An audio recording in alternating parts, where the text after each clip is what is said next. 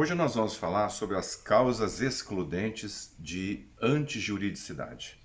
Nós vimos nos cursos passados que crime, na divisão que a doutrina faz tripartita, crime é um fato típico, antijurídico e culpável. O que é um fato típico? Fato típico é aquele que se enquadra na lei dentro de um tipo penal. Então, acontece uma historinha. O agente desfere um golpe com uma faca no abdômen do oponente com a intenção de matá-lo.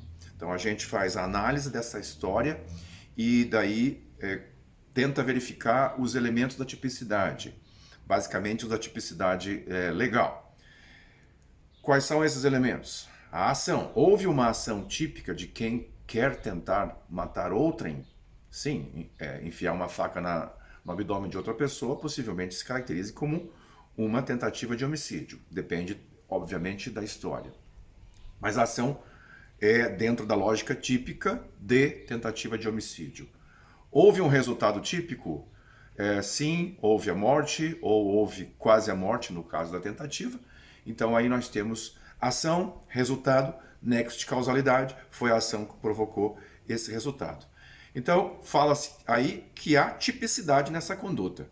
Nós vimos também que além da tipicidade legal, que envolve esses elementos objetivos e também os elementos subjetivos, o dolo ou eventualmente a culpa, nós temos ainda a tipicidade material, que é a análise se essa conduta, de fato, ela impõe um risco social, se ela de fato, ela é proibida. Mas nós não vamos repetir aquela aula sobre tipicidade, nós estamos só lembrando que, basicamente, nós temos que analisar se um fato é típico por esses elementos: ação, resultado, nexo de causalidade e intenção do agente. Se nós concluirmos que o fato é típico, haverá uma presunção de que este fato é ilícito. A matou B. Este fato, presumivelmente, é ilícito. Como assim? Existe possibilidade de alguém matar outrem dentro da lei? Sim, existe. É o que nós vamos ver hoje. As causas de excludentes de ilicitude ou de antijuridicidade. Então, crime é um fato típico, antijurídico e culpável. Se houver a presença de uma excludente de ilicitude ou de antijuridicidade, são expressões sinônimas, não haverá crime. Então, se o fato é típico, se enquadra na lei, há uma violação da norma. Entretanto, há exceções excepcionais para a prática de atos típicos. Então, matar alguém é crime? É. Entretanto, se for, por exemplo, em legítima defesa, isso será permitido pela lei. E o fato que a priori era ilegal, deixa de ser ilegal. Quem mata outrem em legítima defesa age dentro da lei, está exercendo o direito de legítima defesa. Obviamente, para que haja legítima defesa, haverá necessidade de se encontrar todos os elementos presentes lá na norma que trata da legítima defesa, que nós vamos estudar daqui a pouquinho. Quais são as causas excludentes de ilicitude ou de antijuridicidade? Nós temos no artigo 23 do Código Penal, com o nome jurídico exclusão de ilicitude, a seguinte disposição, que daí há um elenco daquilo que o legislador a priori entenderia como causas de exclusão de ilicitude, ou podemos chamar também causas de exclusão de antijuridicidade. Então vamos à leitura do artigo 23. Não há crime quando o agente pratica o fato, inciso 1º, em estado de necessidade. Daqui a pouco nós vamos falar que o estado de necessidade, ele se assemelha um pouco com a legítima defesa, mas há alguns elementos diferenciais aí. Segundo, em legítima defesa, que é um conceito mais popular, que as pessoas têm mais noção a respeito do que é isso, muito embora possivelmente vocês vão ter algumas surpresas aí no decorrer da nossa aula de hoje. Terceiro, em estrito cumprimento do dever legal ou no exercício regular do direito. Quanto à questão do exercício regular do direito, não há dúvida, a doutrina enquadra sempre esse exercício, como, por exemplo, o pai que atribui um castigo físico moderado ao filho, né? Ele está no exercício do pacto poder. Não há dúvida, a doutrina sempre entende que o exercício regular do direito se enquadra, de fato, como exclusão de licitude. Quanto ao estrito cumprimento do dever legal, aí haverá alguma divergência na doutrina. Muito embora esse dispositivo esteja aí mais ou menos claro no sentido de que o estrito cumprimento do dever legal é uma causa de exclusão de licitude, há alguns autores que entendem que o estrito cumprimento do dever legal, ele, na verdade, é um elemento, é um fato que que ele elimina a tipicidade da conduta. Porque se o fato é típico, ele é presumivelmente ilegal. Ora, quem age no estrito cumprimento do dever legal está cumprindo a obrigação. Então, a conduta dele não pode ser presumivelmente ilícita. Ok? Então, esse é o entendimento do Zaffaroni. Então, no exemplo, se o fato é típico, haverá uma antinormatividade diante de uma situação em que o agente ele está num conflito. A norma, por exemplo, a norma do 121, o tipo do 121 descreve matar alguém. Qual que é a norma? Qual é a regra que está embutida dentro dessa descrição matar alguém, pena de 6 a 20? Ora, a norma é não matarás. Se você matar, a pena vai ser de 6 a 20 anos. Então a norma é não matarás. Agora pensem no soldado do exército, em tempo de guerra, escalado para executar a pena de morte de alguém. Dentro da lei. Ele é obrigado a realizar aquilo. Então nós temos não matarás, é a norma do 121. Matarás é a norma disciplinar do exército que diz que o soldado escalado para executar a pena de morte, ele é obrigado a cumprir essa escala. Então haverá um choque normativo entre essas duas normas aí, a do 121 e a do regulamento disciplinar do Exército. Então, nesse caso, temos uma regra geral que diz não matarás e temos uma regra especial que diz matarás quando escalado para matar. Então, nesse caso aí, prevalece a regra especial e daí não se fala em ilicitude na conduta do soldado escalado para executar a pena de morte. Por isso que Zaffaroni fala que o estrito cumprimento do dever legal não é causa de exclusão da antijuridicidade, que é o segundo nível dos elementos da tipicidade. Então, crime é um fato típico, antijurídico e culpável.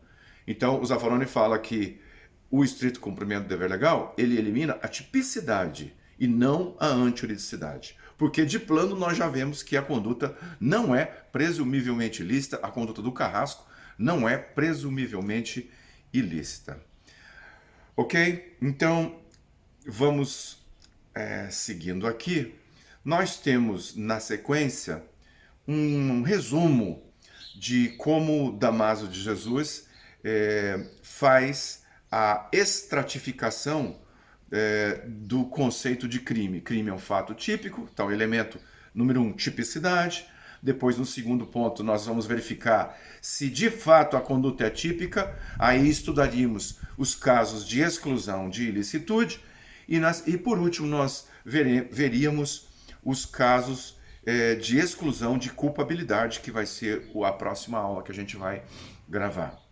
Então vamos ver aqui no nível 2 do Damásio, quais são os casos de exclusão de ilicitude. Ele coloca a legítima defesa, não há dúvida. Todos os autores dizem que a legítima defesa é, por essência, uma causa de exclusão de ilicitude. O segundo item, o estado de necessidade, também não há divergência doutrinária nenhuma.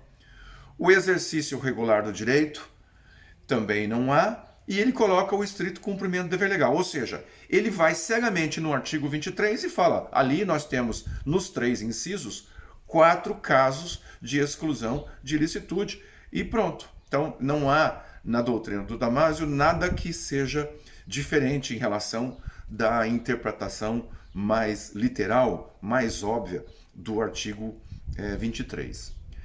Já na classificação do Zaffaroni, aí nós temos aquela diferença que nós comentamos agora há pouco. Então ele coloca lá a legítima defesa como uma causa de exclusão de ilicitude, como todos os autores. Ele coloca também o estado de necessidade, mas daí ele divide o estado de necessidade em duas espécies. Um estado de necessidade que é de fato uma exclusão de ilicitude, ele chama de estado de necessidade justificante, e ele desenvolve também uma diferença entre o estado de necessidade justificante, que é deste nível mesmo, e o tal do estado de necessidade não justificante, porém exculpante, ou seja, que elimina o próximo nível de análise, que é a culpabilidade. Estado de necessidade exculpante.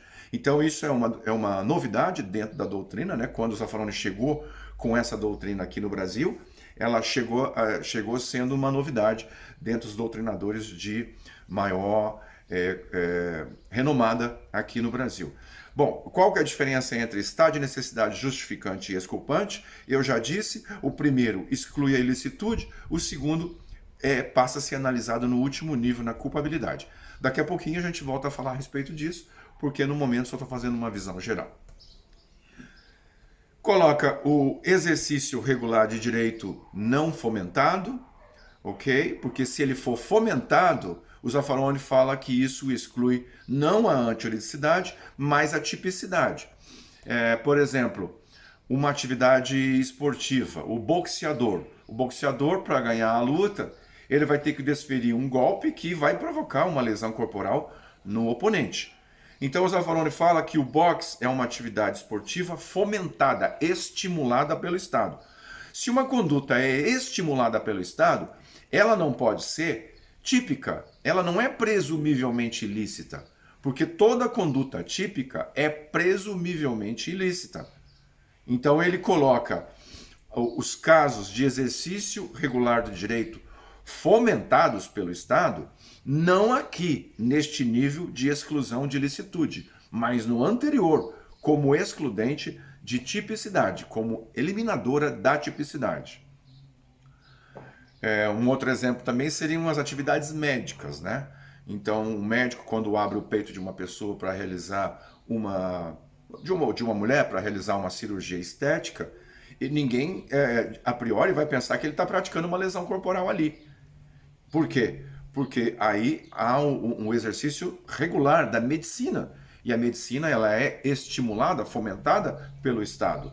Então o médico que corta o seio da pessoa para fazer uma cirurgia estética da mulher, ele não vai praticar um fato típico. Então não vamos nem chegar na análise da excludente de ilicitude.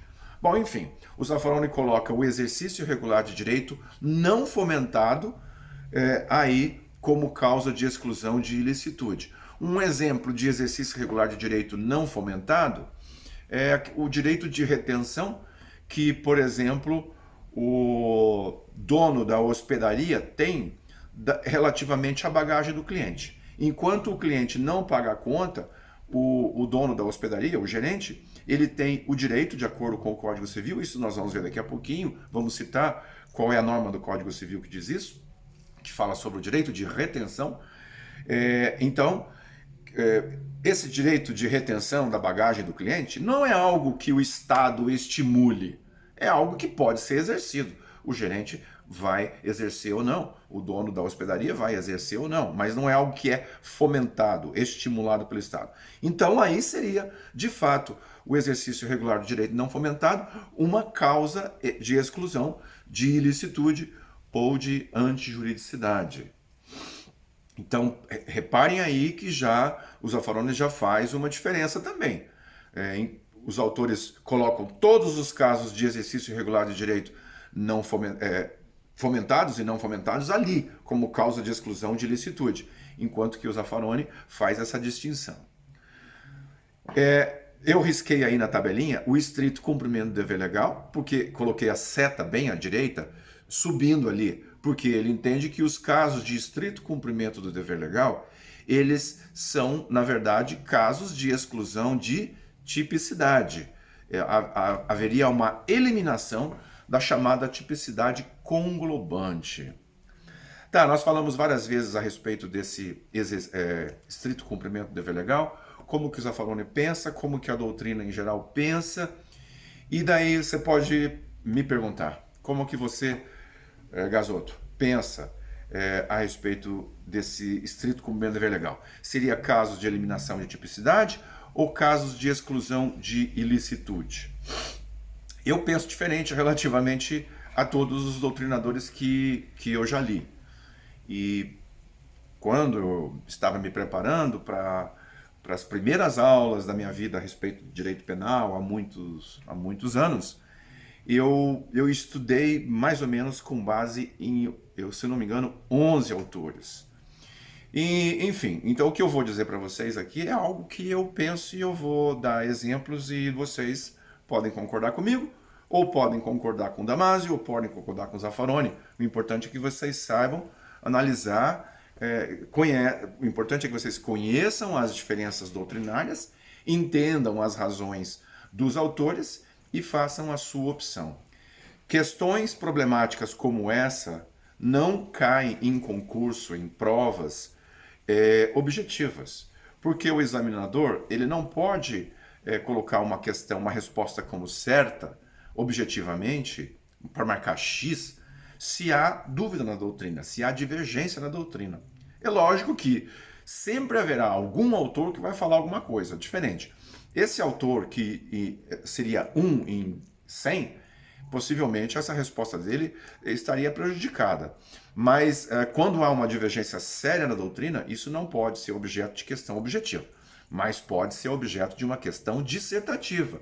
Disserte aí, qual é a diferença de posicionamento entre Zaffaroni e Damasio quanto à natureza jurídica do estrito cumprimento do dever legal. Lembro sempre que natureza jurídica é onde que o instituto que nós estamos analisando se enquadra dentro da teoria geral. Então, nós, no caso aqui, poderíamos falar assim: qual é a natureza jurídica do estrito cumprimento do dever legal para Zaffaroni? Eu diria, é um caso de exclusão da tipicidade conglobante. E para o Damasio, é um caso de exclusão de antijuridicidade ou de ilicitude. Ok? Então vamos ao meu posicionamento a respeito do estrito cumprimento do dever legal. Eu verifico que na atividade do exercício funcional, principalmente por parte dos policiais, dos oficiais de justiça, que são aqueles que executam as atividades de enforcement, de obrigatoriedade de prisões, de buscas e apreensões, há uma diferença. Vejam, o soldado carrasco, na execução da pena de morte, ele é obrigado a realizar aquela atividade, que seria o disparo em direção à pessoa que está sendo executada. Neste caso, eu concordo com o Zaffaroni que nessa situação, este indivíduo que estava no estrito cumprimento do dever legal de matar, isso caracterizaria uma eliminação da tipicidade. De fato, não há tipicidade nenhuma, a conduta não é presumidamente ilícita, ao contrário, ela é obrigatória, portanto não há ilicitude nenhuma na conduta do carrasco a priori. Agora vejamos um exemplo diferenciado. Nós sabemos que os policiais, qualquer pessoa do povo pode, e os policiais, os agentes, eles devem prender quem esteja em flagrante delito. Então, ok, se você analisar a conduta do soldado da polícia militar que vai atender uma ocorrência e pega alguém em flagrante, ele tem obrigação de efetuar essa prisão. Se ele efetua essa prisão e alguém fala você está praticando um ato ilícito, um constrangimento ilegal, você fala, não, eu tenho a obrigação de prender. Isso caracterizaria um caso de exclusão da tipicidade. Mas vamos pensar um caso diferente. O soldado dá a voz de prisão e o agente que estaria em flagrante, ele sai correndo. Os policiais podem exercer a força necessária para realizar a prisão. O policial sai correndo atrás da pessoa que estava em flagrante e daí pega o cacetete e dá uma cacetada no joelho do indivíduo, para que ele cesse a corrida e possa ser efetuada a prisão. Ok. Quanto à prisão, é um caso de exclusão da tipicidade. Agora, quanto ao uso da força, o policial militar não é obrigado a usar a força. É uma possibilidade, é uma exceção. Sendo exceção, relativamente à lesão corporal que o policial militar pratica na pessoa que vai ser presa, o fato é presumivelmente ilícito, porque ele não é obrigado a quebrar o joelho do indivíduo para prender. Mas não há ilicitude. Passa-se para o segundo nível. O fato é típico, porque se enquadra na lei, e ele não é obrigado a fazer isso. Nem existe um fomento do Estado para que ele use o cacetete. É apenas uma exceção, uma permissão. Quando se trata apenas de permissão e não de obrigatoriedade, nós temos uma excludente de ilicitude, no segundo nível de ilicitude ou de anti-ilicidade. Então, percebam aí a diferença da minha teoria. Há situações que os policiais, oficiais de justiça são obrigados a realizar, essas situações excluem a tipicidade para mim. E existem permissões excepcionais. O oficial de justiça tem permissão para quebrar a porta quando o morador não abre para o cumprimento de um mandado judicial de busca e apreensão de alguma coisa que esteja dentro da casa. Ele não é obrigado a quebrar a porta, ele pode quebrar a porta se for necessário. Então, se é apenas uma permissão, isso é uma exceção. Se é uma exceção, é uma excludente de ilicitude para mim e não uma excludente de tipicidade. Ok? E, por último, eu destaco que parte da doutrina coloca como excludente de ilicitude a coação moral. Nós já estudamos a coação moral. A coação moral é aquela em que o indivíduo ele tem liberdade para se movimentar fisicamente, ainda que esteja com um revólver na cabeça, mas ele pode movimentar os seus músculos porque ele quer, ainda que psicologicamente ele esteja forçado. Nesse caso de coação moral, alguns autores colocam como caso de exclusão de ilicitude. E o Zaffaroni, ele fala o seguinte: a coação moral, que nós vamos estudar mais para frente, a coação moral não se trata efetivamente de caso de exclusão de ilicitude autônomo, um instituto autônomo. Ele fala assim: todos os casos de coação moral são casos de estado de necessidade. Ok, então vamos pensar no exemplo. Acho que eu já falei isso em sala de aula, mas não custa repetir. Um exemplo é bom porque ele aconteceu aqui na região, no noroeste do Paraná. Em Nova Londrina, há uma agência da Caixa Econômica e o gerente, ele estava com a sua família às 7 horas da manhã, alguém bate na porta e ele vai abrir e, enfim, se tratava de uma quadrilha que fez a família de refém e disse para o gerente: agora você vai lá na agência da Caixa, você vai pegar o dinheiro lá e você vai trazer para nós. Então, este exemplo é um exemplo típico de coação moral e, neste caso, irresistível. Então, a doutrina falaria: não, ele estava em estado de coação moral e toda a consequência do ato que ele foi obrigado a realizar se atribui a quem foi o coator. Então isso seria uma excludente de ilicitude. Aí vem o Damasio e fala: pensa bem, esse caso de coação moral irresistível aí, não seria um caso de estado de necessidade? Bom, nós veremos que se enquadra de fato como um caso de estado de necessidade. Então, eu concordo com o Zaffaroni, que diz: a coação moral, que é aquela que está prevista no Código Penal, lá nós veremos que há um artigo específico para tratar da coação moral, ela não tem autonomia científica para se caracterizar como uma causa excludente de ilicitude, porque, na verdade, todos os casos de coação moral são casos de estado de necessidade. Então eu concordo com o Zaffaroni quanto a isso, mas lembro que parte da doutrina coloca a coação moral como caso de exclusão de ilicitude. Ok? Então esses, aí nós temos um resumo do posicionamento do Zaffaroni e do Damasio. Vimos que há algumas divergências quanto ao estrito cumprimento do dever legal, quanto ao exercício regular do direito e quanto à coação moral. E vamos, na sequência, lembrar que nós já vimos isso no começo do curso, então vamos recordar aqui a diferença que há entre injusto penal ou ilícito penal e crime. Então vamos lá. Então, para a maioria da doutrina, crime é um fato típico que se enquadra na lei. É um fato que nós vimos que se o fato é típico, ele é presumivelmente ilícito. Aí no segundo nível, nós analisamos a antijuridicidade. Neste nível, nós vamos apenas confirmar que o fato realmente é ilícito. Se ele é típico, ele é presumivelmente ilícito.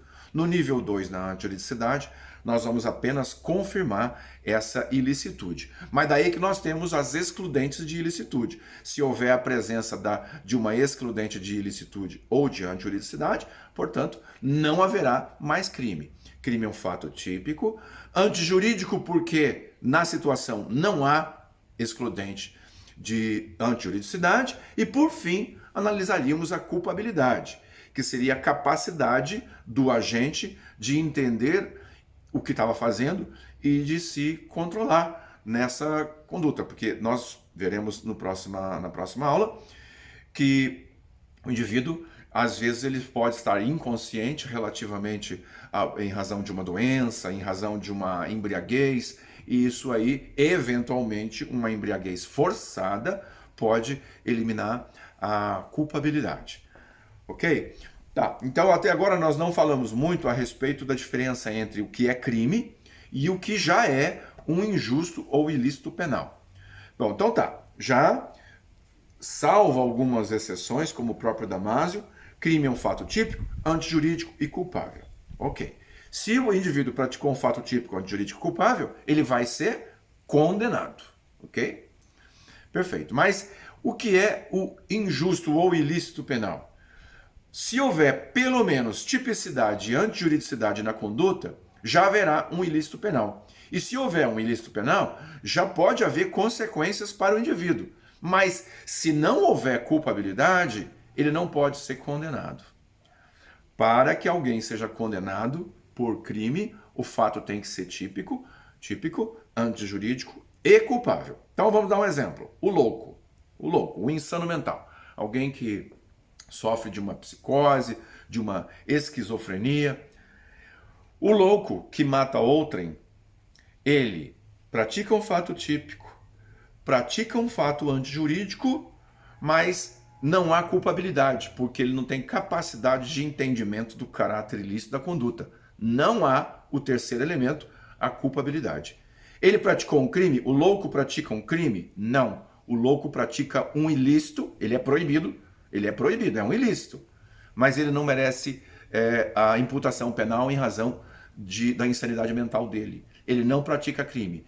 Louco não pratica crime, mas pratica ilícito penal. Se ele pratica um ilícito penal, ainda que não haja culpabilidade, ele não vai receber a pena, ele pode receber uma outra consequência jurídica, nesse caso, a medida de segurança. Aí ele vai ser internado para tratamento psiquiátrico, etc. Também o louco que pratica um fato ilícito, ele vai ser responsabilizado civilmente pelo fato. Então, ainda que ele seja absolvido com a medida de absolvido, isso aí se chama absolvição imprópria. Ele é absolvido porque ele não vai receber pena de reclusão em razão do homicídio, mas ele vai receber a medida de segurança e, por ter praticado um ilícito penal ou um injusto penal, dá no mesmo, são expressões sinônimas, haverá consequências cíveis para ele. Ele vai ter que indenizar a família da vítima, não só no caso de homicídio, mas também no caso de qualquer outro crime. É muito comum que loucos joguem pedras contra automóveis, contra janelas de outras pessoas.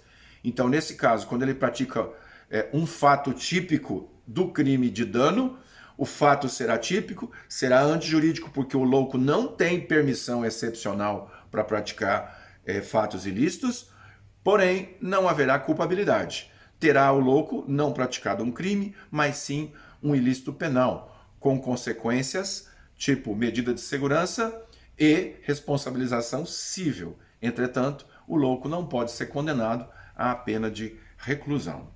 Então existe uma diferença.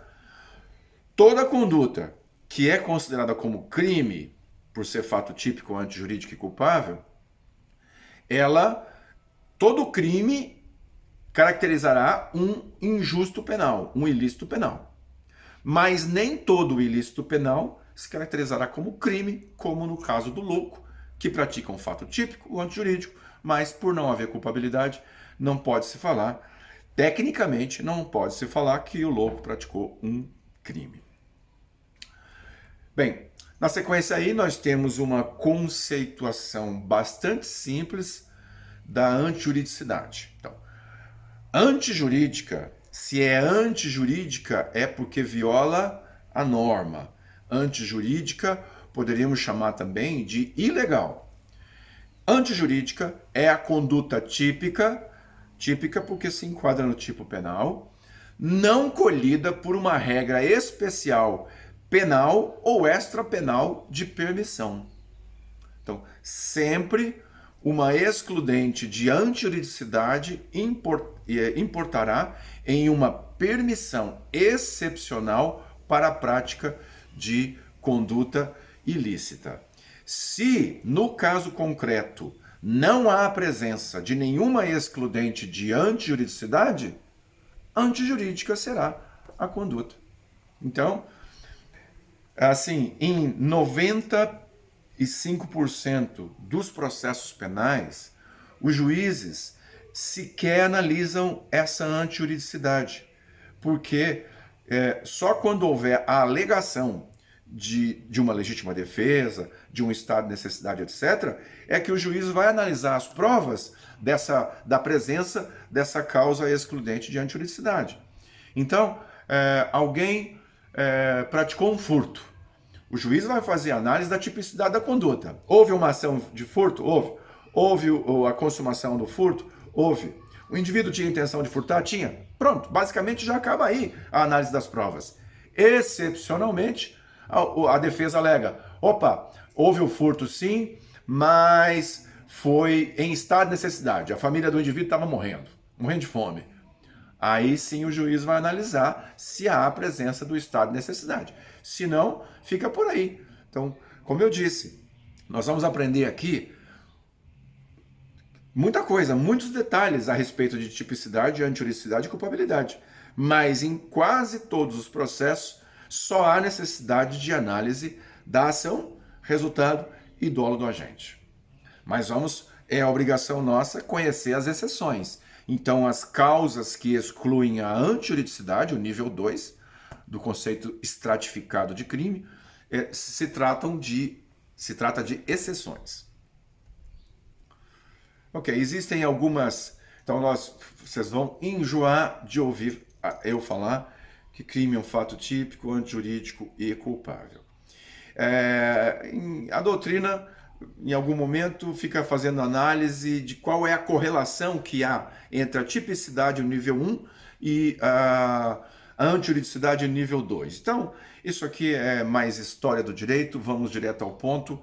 Aí no roteiro, a teoria que está sublinhada é a teoria prevalecente, a teoria do tipo indiciário do Mayer. E o que ele diz? Ele diz aquilo que agora há pouco eu já havia dito. Ele diz que se a conduta é típica, ela é presumivelmente ilícita. Presumivelmente ilícita. Ok? Então é essa a relação. Se a conduta é típica, que relação que ela tem com a antijuridicidade? De presunção. Há apenas uma presunção. Ok? As outras teorias não há necessidade de se ter notícia. Se você, lá na obra do Zaffaroni, ele faz todo um apanhado histórico a respeito dessas teorias, mas eu digo que não há utilidade prática de nós ficarmos analisando as teorias de 1930 quanto a este ponto. Diferentemente, quanto a teoria causalista, finalista, que também foi desenvolvida na época dos anos 30, essa já é diferente. Essa tem tem muita importância dentro do nosso estudo doutrinário. Existe uma diferença entre conduta antinormativa, nós falamos isso agora há pouquinho, mas vamos destacar, e a conduta antijurídica. A conduta pode ser antinormativa, mas não ser antijurídica. Então, o que é a norma? A norma é a regrinha que se encontra implícita no tipo penal. Se o legislador descreve subtrair para si ou para outro em coisa alheia móvel pena de 1 a 4 anos de reclusão, aí nós temos a descrição típica daquilo que é proibido. Mas qual é a norma? Não furtarás. Então, quando alguém subtrai coisa alheia móvel de outrem, estará praticando uma conduta antinormativa. Está ferindo a norma, não furtarás. Entretanto, como nós vimos, é possível que essa conduta não seja ilícita, porque ela foi praticada, por exemplo, em estado de necessidade, quando o indivíduo estava passando fome e ele praticou o furto. Então, nesse caso, a conduta será antinormativa, porque feriu a norma não furtarás. Entretanto, ela não é ilícita, porque ela está permitida pela lei, excepcionalmente, no caso de estado de necessidade. Se não houver a presença do estado de necessidade e nenhuma outra excludente, aí fala-se que a conduta é antinormativa e antijurídica. Mas se a gente falar de cara que a norma é antijurídica, que houve um injusto penal, já fica implícito que a conduta é antinormativa também. Porque nós só vamos analisar o nível 2 depois que analisarmos o nível 1. Então, se a conduta é típica, nós, num processo penal, passamos para analisar se a conduta de fato é antijurídica. Se porventura não houver provas da ação, que é elemento da tipicidade, ou do resultado, ou de que o indivíduo nem agiu nem com dolo nem com culpa, nesse caso a conduta não será sequer típica. Se o juiz entende que a conduta não é típica, ele não vai analisar os próximos itens. Se a conduta é antinormativa, se a conduta é antijurídica e se a conduta é culpável. Já para por aí a análise dos extratos do conceito de crime. E há diferença também, como já destacamos agora há pouco, entre a conduta meramente antijurídica, que é um ilícito penal, e crime. Só será crime se a conduta for típica e antijurídica, típica, antijurídica e culpável. Então, qual a diferença entre uma conduta meramente antijurídica e crime? A culpabilidade. A culpabilidade estará presente no crime e não estará presente ainda na antijuridicidade, porque a culpabilidade é o nível 3 e a antijuridicidade é o nível 2. Então ainda não foi analisada a culpabilidade do agente. Muito bem, então aí mais uma vez nós temos o artigo referência para a análise das excludentes de antijuridicidade, o artigo 23, vamos fazer mais uma vez uma leitura dele. Não há crime quando o agente pratica o fato em estado de necessidade, inciso 1, em legítima defesa, no inciso 2, inciso 2, né? Para ser bem técnico, nós temos que falar aí inciso 1º, 2º e 3º, e não inciso 1, 2, 3. E vocês devem estar percebendo que o inciso 3º, ele na verdade, ele tem dois institutos distintos aí. O estrito cumprimento do dever legal e o outro, que é o exercício regular do direito. São coisas distintas.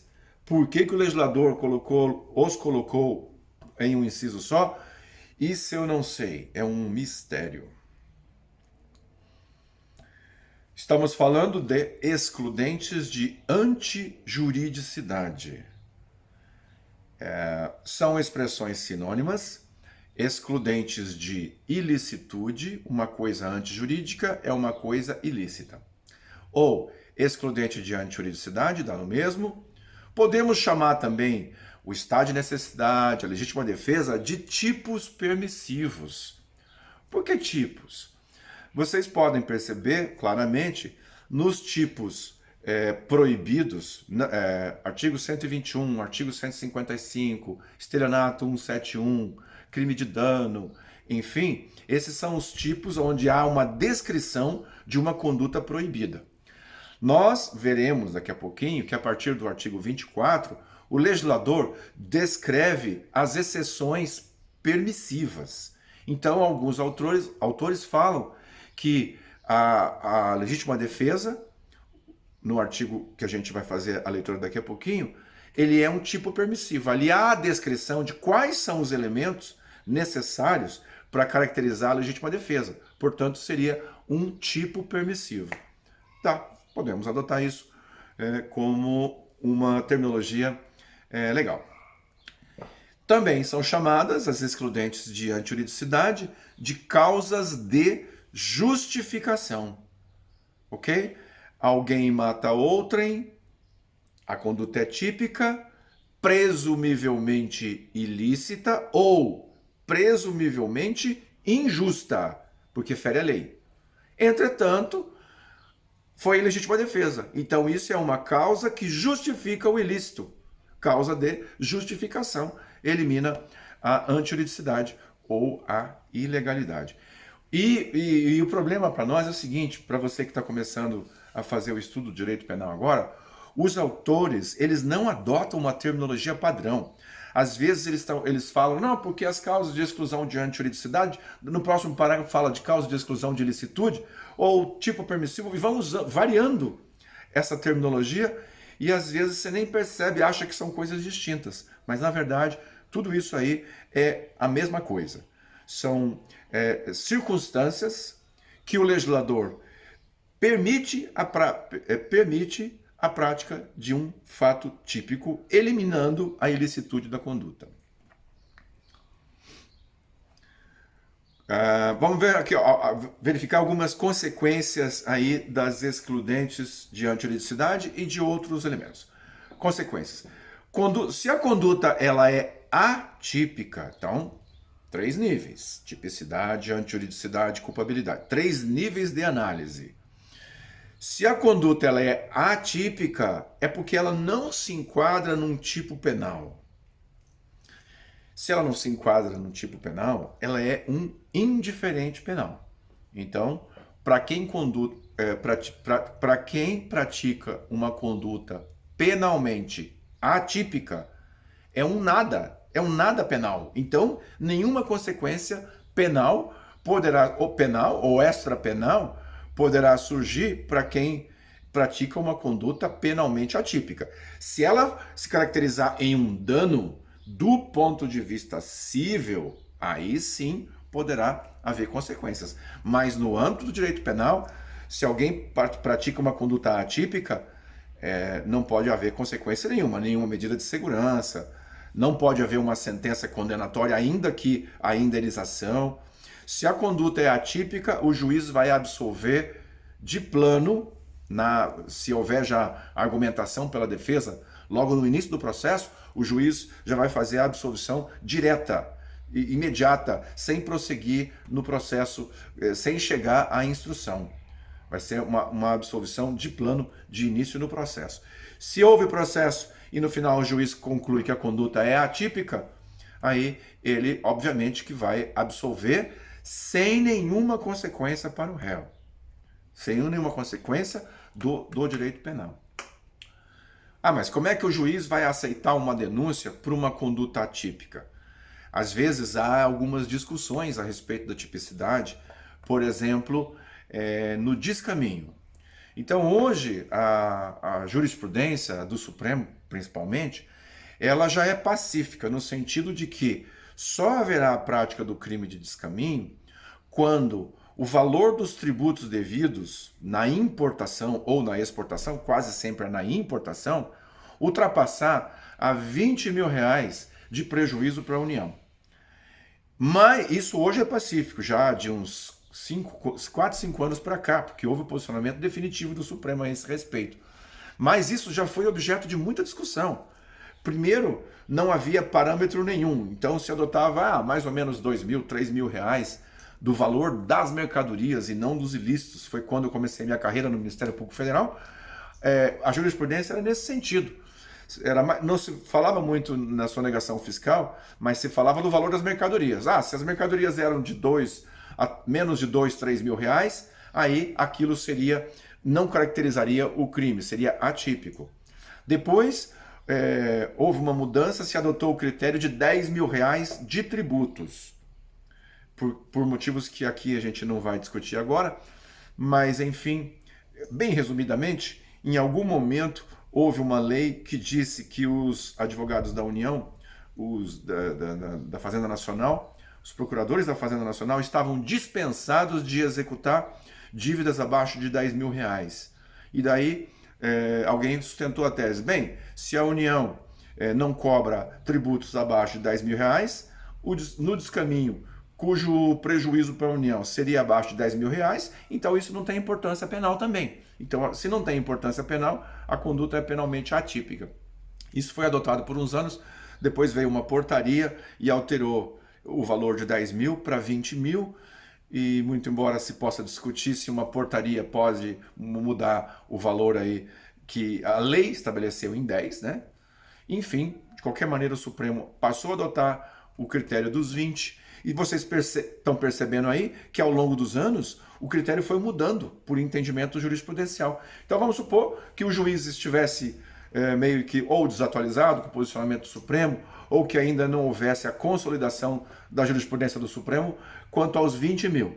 E ele tivesse lá num caso de 15 mil de sonegação. Ele recebe a denúncia, toca o processo. 2, 3 anos depois, no final do processo, o juiz vai analisar e vai falar, não, a jurisprudência do Supremo, na verdade, adotou o critério dos 20 mil. Aí, no final do processo, ele vai e absolve o réu, porque a conduta é atípica. Então, assim, às vezes há discussões jurídicas e os juízes recebem a denúncia e deixa para analisar qual é o posicionamento jurisprudencial mais para frente. E isso pode importar aí, no final, uma absolvição em razão de atipicidade. Próximo tópico. Conduta é típica, mas ela é justificada. Quando que ela é justificada? Pela legítima defesa, pelo estado de necessidade. Neste caso, a conduta ela é lícita, sem consequências penais. Então, quem pratica um fato típico em legítima defesa, ele está numa exceção. Então, penalmente, ele vai ser absolvido. E não haverá, no processo penal, nenhuma consequência para ele. Nenhuma sanção ele pode sofrer. Nem medida de segurança, nem obrigação de indenizar. Ele vai ser absolvido no processo penal. Então, ainda, por exemplo, o louco pratica mata outrem, mas se o louco estava em legítima defesa, o louco vai ser absolvido, sem medida de segurança, porque o louco não praticou um fato ilícito. Ele tinha permissão para se defender. Então o louco vai ser absolvido numa absolvição normal. Não é o caso aí de absolvição imprópria. A absolvição imprópria, quando o louco pratica um fato típico, ilícito porque não estava em legítima defesa, etc., mas não há culpabilidade. Aí ele vai ser absolvido, mas vai receber a medida de segurança, que às vezes é pior do que a pena. E essa modalidade de absolvição ela é chamada de absolvição imprópria. Imprópria por quê? Apesar de o louco ser absolvido, ele vai receber a sanção da medida de segurança. Terceiro tópico, conduta típica e antijurídica. Se a conduta é típica e é antijurídica, ainda não é crime, que para ser crime tem que ser culpável. Bem, se a conduta é típica e antijurídica, já é um ilícito penal. Então, se já é um ilícito penal, ainda que o indivíduo não tenha culpabilidade, como no caso do louco, ele pode receber as consequências, essas consequências que nós falamos agora há pouco. Ele já vai ser obrigado a indenizar a vítima e ele pode, no caso do insano, ele vai receber, né, a medida de segurança. E por fim, se a conduta é típica, antijurídica e culpável, aí sim, ele é crime, essa conduta será crime e, sendo crime, haverá as consequências normais, que seria a aplicação da pena. Lembrando que, às vezes, se reconhece no final do processo que a conduta é crime, que houve a prova do crime, mas o juiz faz análise também de outros elementos externos ao crime, que são os casos de exclusão de punibilidade ou de extinção de punibilidade. De repente, o juiz conclui que o indivíduo praticou o crime, fato típico é um jurídico culpável, mas que o crime estava prescrito. Aí, o réu, ele não vai ser absolvido. Existe uma diferença técnica entre sentença que absolve e sentença que reconhece uma prescrição, uma decadência ou outra causa extintiva de punibilidade. Sentença penal de mérito no sentido próprio são duas: absolutória e condenatória, quando o juiz analisa as provas do crime e condena ou absolve. Sentença absolutória própria. Uma outra modalidade de final do processo sem condenação são os casos de extinção ou de exclusão de punibilidade. Então, o juiz pode reconhecer que o indivíduo praticou um fato típico antijurídico culpável, seria condenado, mas antes ele vê que o crime está prescrito. Aí ele decreta a prescrição, não haverá absolvição, mas haverá a extinção da punibilidade, portanto, o indivíduo não vai poder sofrer as consequências penais também, ainda que tenha praticado um crime. Sobre as causas extintivas de punibilidade ou de exclusão da punibilidade, nós vamos estudar isso um pouco adiante. Aspecto subjetivo dos tipos permissivos. O que são os tipos permissivos? São as causas excludentes de ilicitude, legítima defesa, estado de necessidade, etc. A pergunta aqui é a seguinte: será que o indivíduo precisa saber que ele está em legítima defesa para ele poder alegar depois, num processo, a legítima defesa? Como assim? Vamos supor que o indivíduo ele tem um inimigo, ele avista o inimigo, só que ele não enxerga muito bem. Ele não percebe que o inimigo dele está apontando uma arma para ele. Só que ele quer matar o inimigo. E ele enxerga o inimigo de longe, sem saber que o inimigo já está apontando a arma para ele. Ele saca a sua arma e atira primeiro no inimigo, que ele não sabia que o estava atacando. Feita a análise pericial, com testemunhas também, etc., se descobre a verdade. Que quem atirou, na verdade, estava numa situação de perigo, porque o oponente já estava mirando em direção a ele. Aí vem a pergunta: ele vai poder alegar estado de necessidade? A resposta é não. Não pode. Como diz o Zaffaroni, não existem resultados justificados, mas condutas justificadas. E daí ele extrai, por exemplo, do artigo 24, que fala do estado de necessidade, uma simples palavra aí, que caracterizaria a necessidade de um indivíduo ter conhecimento da situação de perigo. Então ele dá um exemplo, no artigo 24. Considera-se em estado de necessidade quem pratica o fato para salvar de perigo, ou seja, com a intenção de se salvar de perigo, ou seja, ele tem que saber que existe um perigo para ele agir para se salvar de perigo. Então, enfim, esse é o entendimento, isso é importante. Então, para o indivíduo alegar estado de necessidade, legítima defesa ou exercício regular do direito, ele tem que saber que ele está nessa situação de perigo na legítima defesa ou do estado de necessidade, ou no sentido de estar protegido pela lei.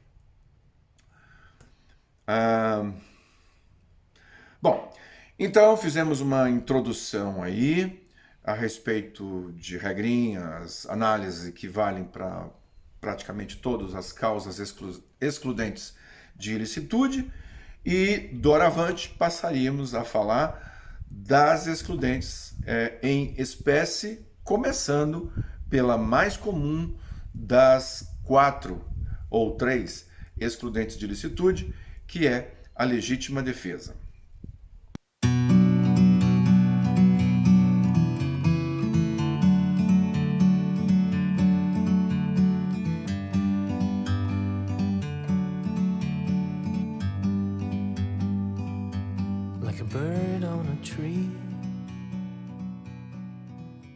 just sitting